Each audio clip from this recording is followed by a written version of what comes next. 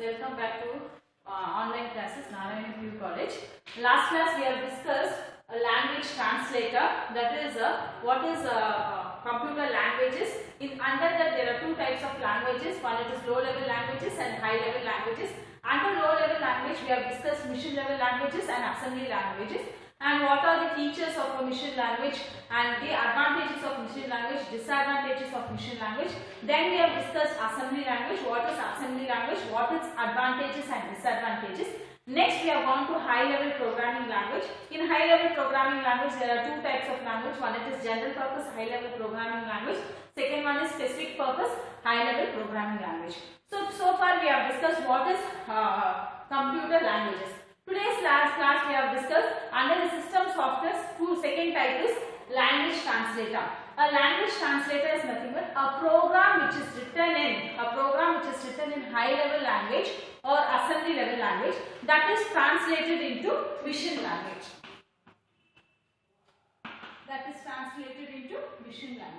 That what it is means any program, let it be a source program or source code, using a translator and then convert it into object program.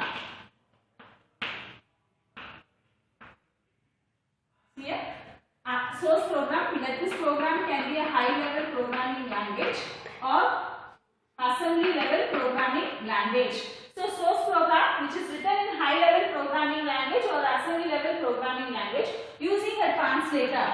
So the translator, we are going to study three types of translator. One it is assembler, second one it is compiler, third one it is interpreter. So one by one we are going to study. Using this translator you are going to convert your source program, that is your program which is written in high level programming language or assembly level programming language. Using a translator you are converting into an object code or a machine program, that is nothing but your language translator. First we will discuss what is assembler. Assembler is nothing but the program which is written in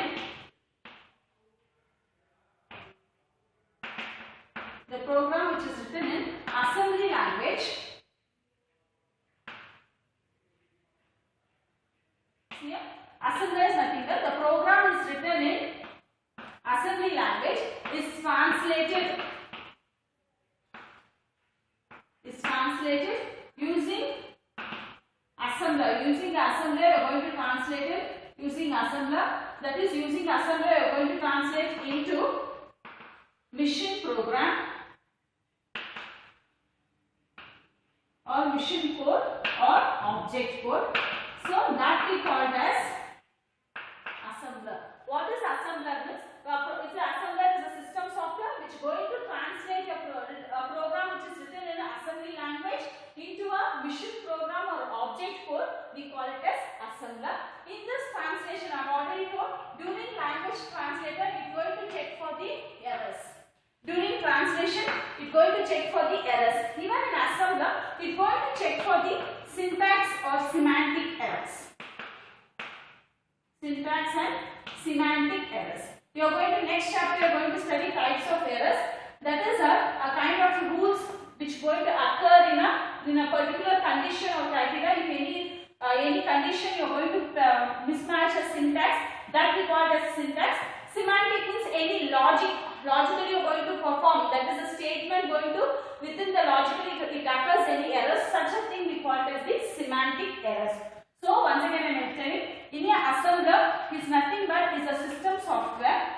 Assembler is a system software. So assembler is nothing but a system software which is going to convert your assembly level language into a machine program or object code. We call it as the assembler. During translation, even it checks for syntax and semantic of the errors. So the assembler what we have used in assemblers are MASM, that is MAS, Microsoft, macro assembler. What kind of assembler we are going to use? Next, flat, that is FASM, flat assembler.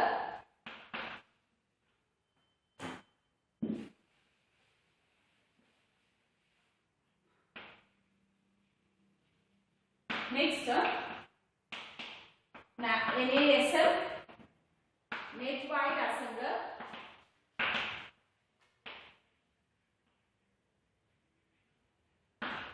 Here, next is TASM, Turbo Assembler.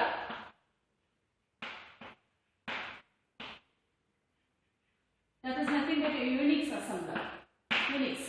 So these are the assemblers used in order to translate your program written in a high level language into a mission level language or a mission program or object code. That is whatever assembly level language written, that is nothing but your source code, is translated using an assembler. You are going to convert it into object code.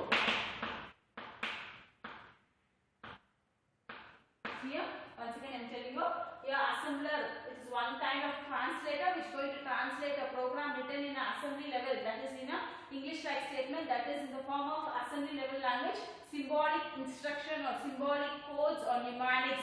One and the same. All the programs which is written in a mnemonic codes, that is translated into a mission level language or mission code or object code. So this is nothing but with the help of a software called system software, that is nothing but your assembler. Your assembler is nothing but it is written in the form of system software. This software is used to translate your assembly language into mission language.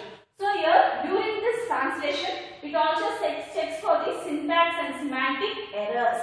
So in this assembler, what kind of assemblers are used with NASM, Microsoft Macro Assembler, FASM, Flat Assembler, NASM, Net Wide Assembler, next TASM, Turbo Assembler, that is nothing but Unix assembler. So this is about your assembler. Next we'll see what is compiler. So second one is compiler, the language translator, and the first one we have seen the assembler, second one is the language translator. In this language translator, again it is a system software. It is a system software which converts or which translates high level programming language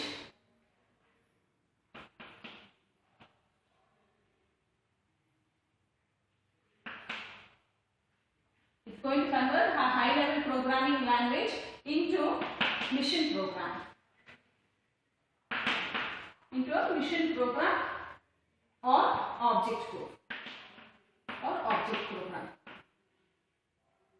So once again I am telling, compiler is a system software. It is again come under the system software category, which is going to translate your high level programming, the program which is written in high level programming, that is going to be translated into mission program or the object program. With the help of the compiler translator, you are going to translate your high level programming language into a mission programming. That is, you are going to take a high level program, that is nothing but your source code or source program, using a translator. What's your translator is nothing but your compiler. Using a compiler, you are going to translate it into a object program.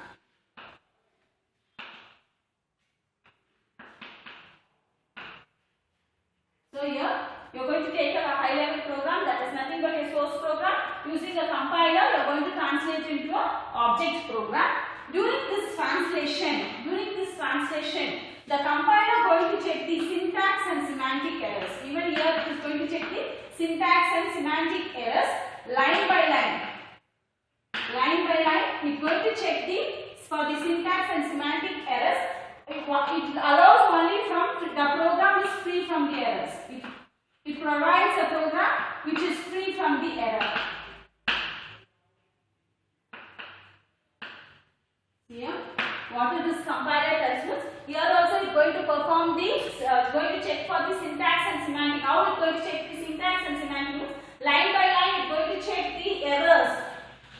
See, line by line, it does not go. It is going to convert into, but overall execution takes place once after the translation takes place. The difference between a compiler and interpreter I am going to tell. In compiler, this is my source program. So these are the programs, okay, written in a high level language.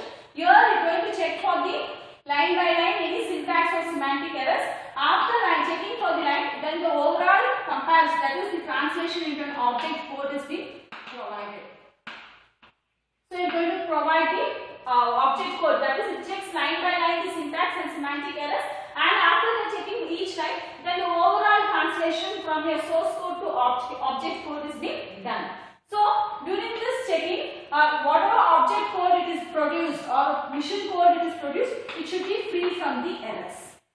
It should be free from the errors. So that is the job of your compiler. Once can explain, compiler is nothing but it is a system software which is going to translate a high level programming language into a mission program or an object program. You are going to take a high level programming language, convert it to using a compiler, then it is going to produce an object program. Here in this compiler, as in your assembler also, it is going to check for the syntax and semantic errors. So I already told language translator going to check during translation, it is going to check for the errors occurred in your program. What is syntax errors and semantic errors, you are going to detailedly study in your next coming chapters. So this kind of errors, so debugging can be done with help of, that is finding out the syntax and semantic errors. So line by line it is going to check the programs of your source program, and object code after translation, object code should be free from that kind of errors. So this is about your compiler. Last translator is nothing but your interpreter. So the third translator in a language translator is interpreter. This interpreter is a language processor. It is a language processor which translates the high level programming language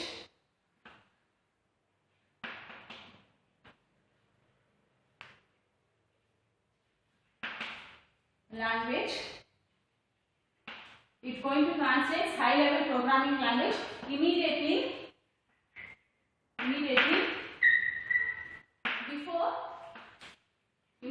before next instruction is executed.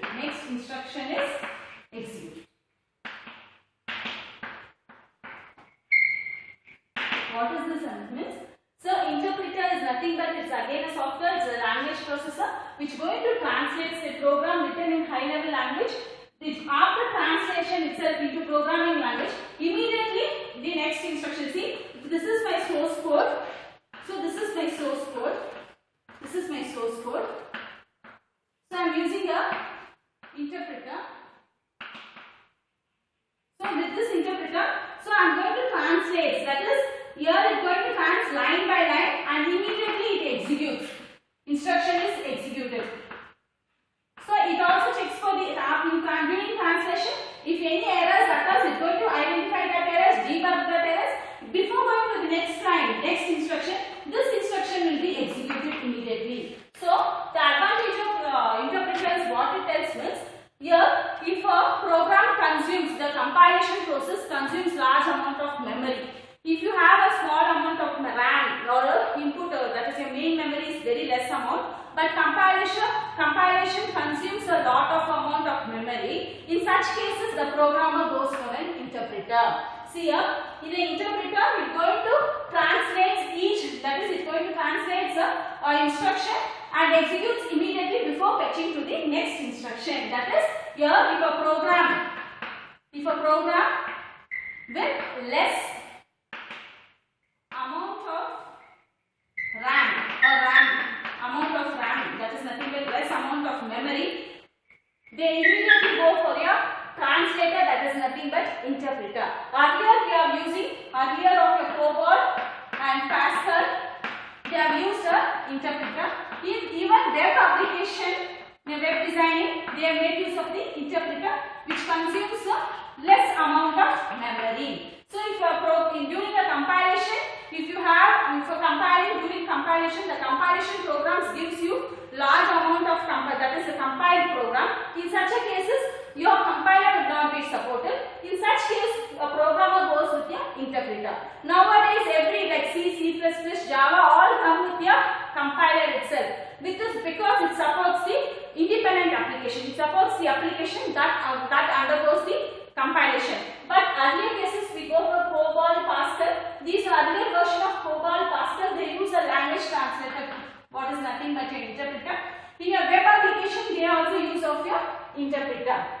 here, what is this interpreter? When each line is being translated, so compilation takes less time when compared to compiler.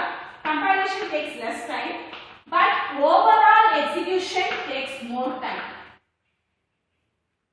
See here, what it is difference between your compiler and compiler and interpreter.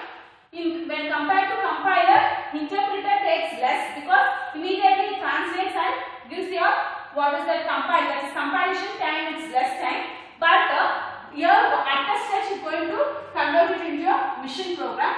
But here immediately it translates and executes and keeps a what's that program. Here source, that is your object program. But each line compile, that is translation takes place and execution. Each line translation takes place, executed. Each line. So the overall execution takes more time. So that is the difference between your compiler and interpreter. So once again, interpreter is nothing but a language processor which going to translate your high level programming language immediately. That is immediately is executed before next instruction is executed. That is immediately will be executed before next instruction is executed. Here, if you have a compilation program which consumes lot amount of memory, in such cases a programmer doesn't go for a compiler. It comes with your interpreter and translates because it occupies less amount of RAM. And here, earlier stages we have COBOL, earlier version, COBOL and Pascal. They mainly depend upon the interpreter, and web application, some of the web application clearer it depends upon the interpreter. Nowadays all a high level language comes with a suitable compiler, and because each has an independent application, in such cases they go for a compiler. Only some clearer cases we are using the interpreter which occupies less amount of time. Here overall execution time is more when compared to your compilation time. So next we are going to see the third system software utilities.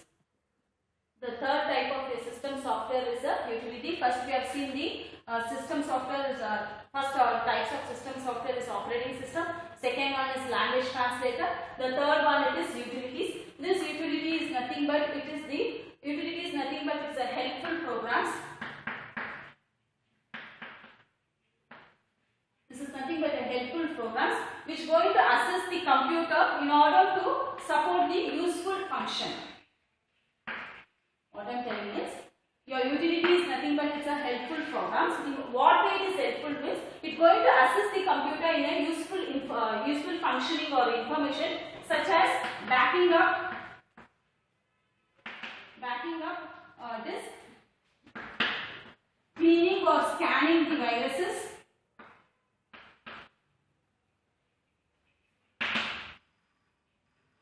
and information arranging.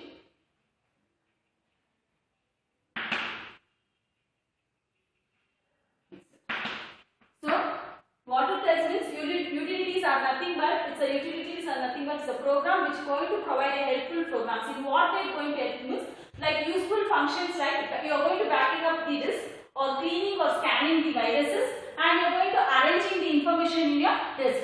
So this utility is also called as the application oriented. It is also called as application oriented ready-made system programs.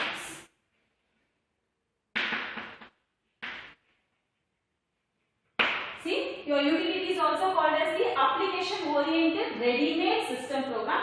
Some of the utilities are, what is that, text editor. Next, backup utility, compression utility,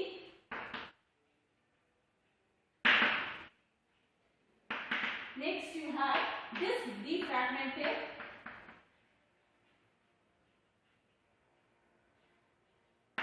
antivirus and antivirus. See here, once again I am telling you, utilities are nothing but a program which going to, it's a helpful program. In what way it is helpful means, which going to provide a useful information or useful functions like you are going to back up the data, disk cleaning or scanning the viruses, and you are going to arrange the data that is in a sequential or in a contiguous way. You are going to arranging the information, that is information arranging, etc. Here, utility is also called as the application-oriented ready-made system programs. What it is, utility is also called as the application-oriented ready-made system programs. Some of the utilities are text editor, backup utility, compression utility, disk defragmenter. What is disk defragmenter? That is arranging. You are going to arrange the data in a disk. In a disk, you are going to arrange the data in the form of contiguous, that is sequential. That is nothing but your disk fragmenter. So these are the some of the utilities of your system. That is nothing but your system software. And another utilities of your system software is your antivirus. So this is about the utilities. Next we are going to see what is linker and loader. So the next topic is linkers and loaders. What is this linkers means? First is the linker, next we go for loaders. So a program which is written in high level language. So a program which is written in high level language may contain several of modules or program segments.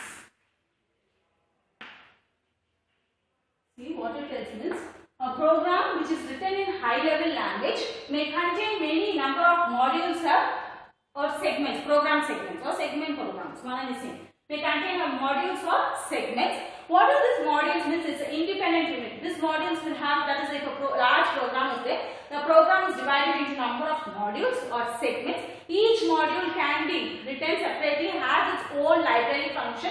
This function can be individually compiled and executed. That is nothing but a module or segments. It is nothing but an independent unit.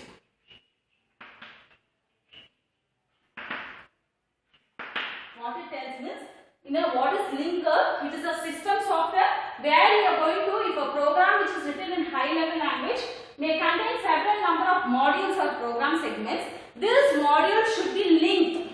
This module should be linked with its including its library function, so it performs a single programmer in a proper sequence. For that, in order to link that modules, we are going to use this linkers. Once again, I am explaining. A linker is nothing but a system software which going to link which has the number of modules and or segments with the various library function or the various library segments in order to provide a single executable file.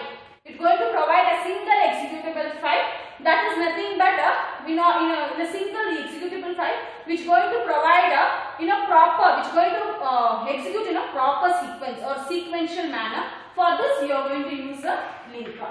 See, if this is my program, I have divided this as one module, this is another module, and three modules. So these modules should be, the program is divided into modules. So these modules, we call it as, these are the modules or segments.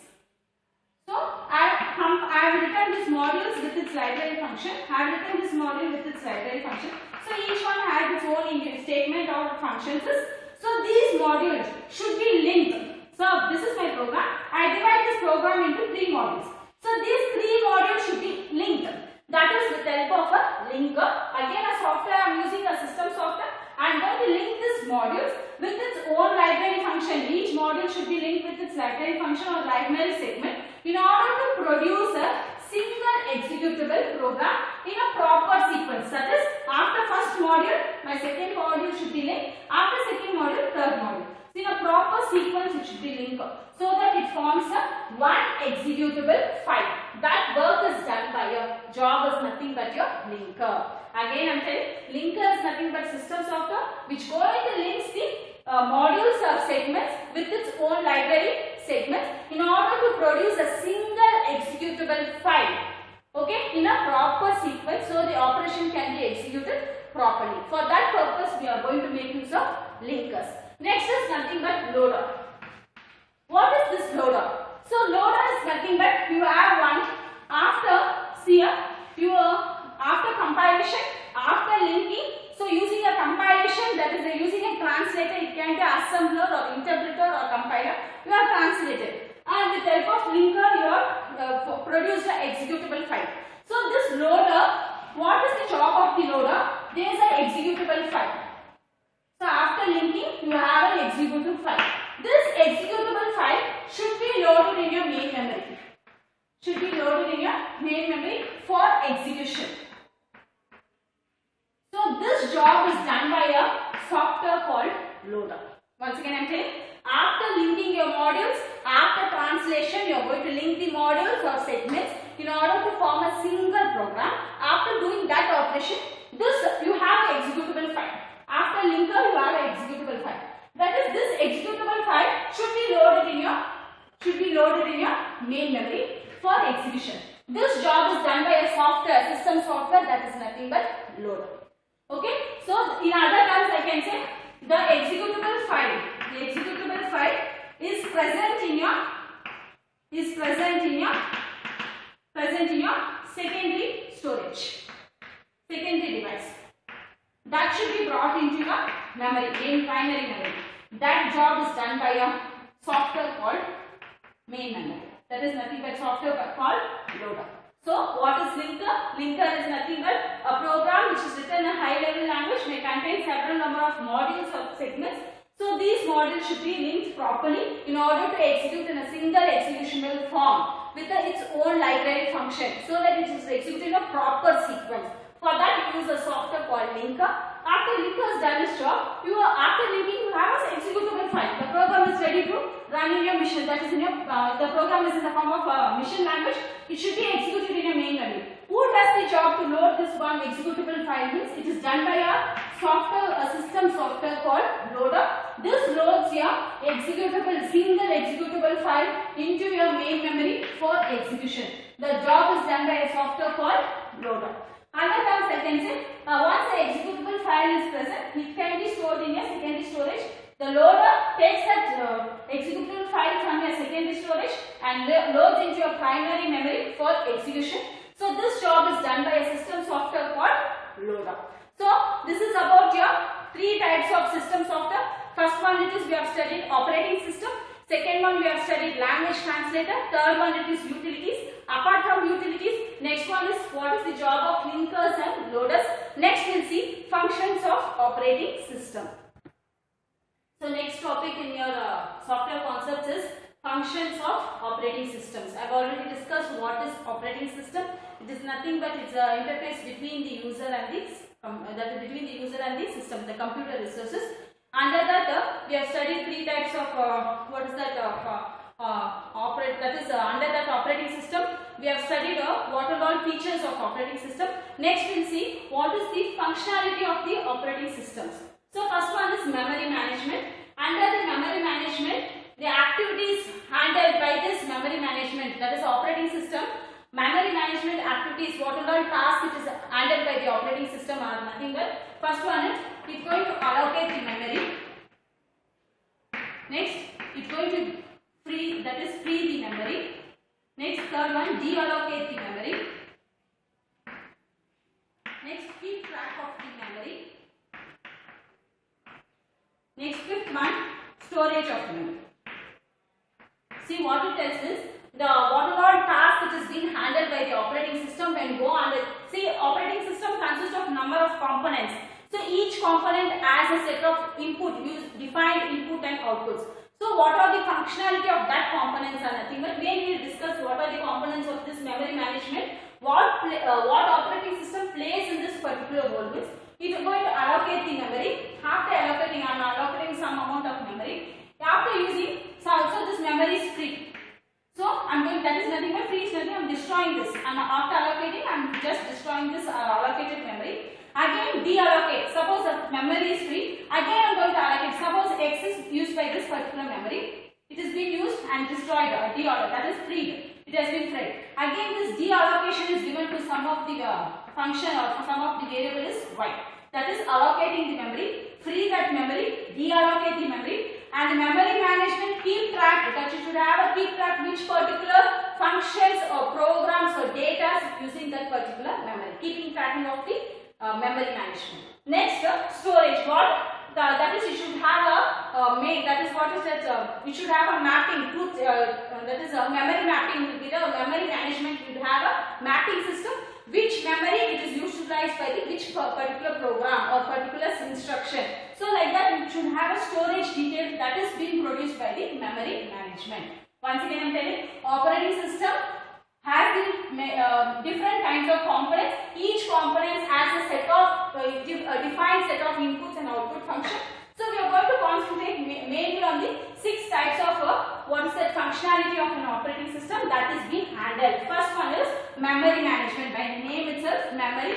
What in all ways you can manage this memory means, first you are going to allocate the memory, free that memory, deallocate the memory, keep track of the memory, and storage. For you can use this details of the storage details. So that is the handled by the memory management. So this is about the first functionality of your operating system. Second one, process. What is this process? A program is in execution. A program is in execution. We call it as process. Call it as process. What is the functionality or task handled by operating system in process management? It controls the share of resources. The operating system has a control of the share of the system resources like input unit, output unit, memory unit, processor. All that resources is being maintained by the process management. The operating system take care of your controls of the shared resources. Next, it also controls execution. It also controls execution. You are going to create a process. Okay, you are going to delete that process. It has a task handling. You are going to create a process, delete a process. You can pause that process or cancel that process, stop that process. Next, it also has the synchronization. It also has a functionality of synchronization, communication, and it also performs the deadlock handling process. Deadlock.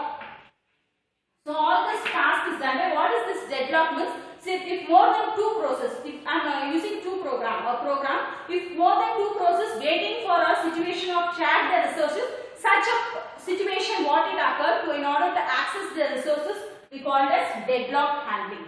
See once again I am telling process management. Process means what means a program is in execution, we call it as process. So what is this process management? In this what operating system helps means it controls the resources. Resources like I have already told system resources like input, output, memory, okay, your processor and some of the information, any information files. So these are the resources that is controlled by process management. Next, it also controls the execution. Any kind of execution taking place in your with the help of an operating system, that task is held by the operating system. Next, you are going to create a process, delete that process, you can pause it and or you can cancel or stop that particular process. That work is also task is dealt by the operating system. Next, it also performs synchronization, synchronizing the process, communication between one process to another. It also handles the deadlock handling. What is deadlock handling? Means a situation where it occurs, 2 processes preventing each other in order to accessing the process, in order to accessing the resources. Suppose one process is waiting for two processes, one process is executing for input and it makes use of input and output devices. Another process is the starvation, it is waiting for the input devices. Such a situation we call as deadlock. Deadlock means 2 processes or more than 2 processes waiting for the system resources. Such a situation we call as deadlock handling. This deadlock handling also deals with your operating system. Next is device management. What is this device? Here you are going to create a that is create, open, close, or write. You are going to create, write, open, close your device drivers. It also controls communication between your device drivers. What are the device drivers you have studied in your first chapter? I think so. device drivers, your hard disk, floppy disk. So in that, what are device drivers? In this device management, in the kind of these are the components of the operating system. In device management, where it does means, if you want to open, you want to write, you are going to create a device. You are going to write in that. You are going to open a device driver. You are going to close the device driver. All this operation is controlled by your device management with the help of operating system. And also communication between these device drivers is done by the help of your operating system. Next, we are going to see what is file management. You are going to create a file or directories. You are going to open a file or you are going to close the file. You are going to allocate storage for the file or deallocate the or free the storage and backing up that file. So, as you done in your memory management, allocation and deallocation, here also in file management, you are going to allocate a file, that is, you are going to create a file or directories. You can create a file or directories. You can open that file, close that file, allocate space storage for that file. You can deallocate or free the space for that file and back up the file. Next, you have fifth one is protection and security. What is this protection? Your operating system also provides the protection to your devices or provides a security for the user in the form of when you write a file, when you open a file, a protection is given in the form of authentication or encryption. Such kind of details can be provided with the help of protection and security. That is authentication to the user. It provides an authentication to the user by performing writing, close, open in the form of encrypted version. So such details can be provided by your operating system to the user. It's going to provide an authentication to the user in the form of write protected. You are going to open a file by using, after opening you are going to write that opening and writing in the form of encrypted form. Such a protection as it's going to protect as well as it's going to give us security to their programs. So that job is done by your operating system. Your last functionality of your operating system or last components of your operating system is user interface and command interface. So this operating system provides an interface between computer user and computer hardware. What it tells means, see this user interface or command interpreter means this operating system provides an interface between the computer user and the computer hardware. So your user interface is nothing but a command. With the help of command you can interact with the hardware or graphical user interface. You can have an interface with the user interface or command. With the help of command or with the help of a graphical user interface, you can access the details of your computer. So that is nothing. That job is also done by your operating system. So these are the 6 components of the functionality of your operating system.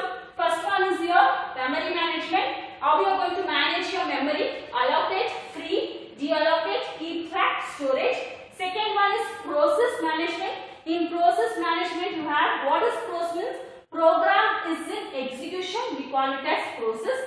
In process, whatever functionality it can be handled by the operating systems like controlling the or sharing, controls the share of the resources. Next, controls the execution, create, delete, pause or cancel or stop the process, synchronization, communication, deadlock handling. These all can be performed by process management. Next, you have device management, your device drivers.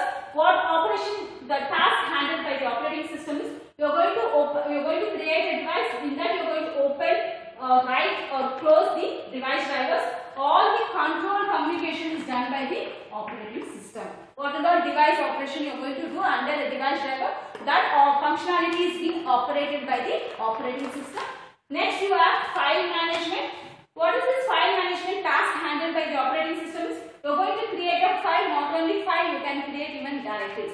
You can create it, open it, close that files or directories, allocate storage for the files and directories, and you can deallocate the free storage for the files and directories, and you are going to back up the files.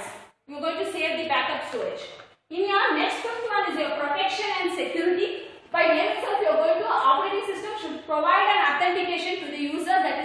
authenticating, acknowledging that whatever data you have sent it or whatever program you have fed into the computer, it has been in a safety form or it is in the form of security form. That is authentication to the user while writing or opening. It can be in an encryption form or you can decrypt only by the user. Next, sixth one is user interface or command interpreter. By name means how a user can interface with the computer means the user, that is a operating system, provides an interface between a computer user and the computer hardware. That is what is this user interface means. You have a set of commands or you can use a graphical interface in order to interact with the programs or files. So these are the functionalities of your operating system. Okay, today's class I'll wind up with this particular thing, functionality of an operating system. Tomorrow, that is coming next session, we'll start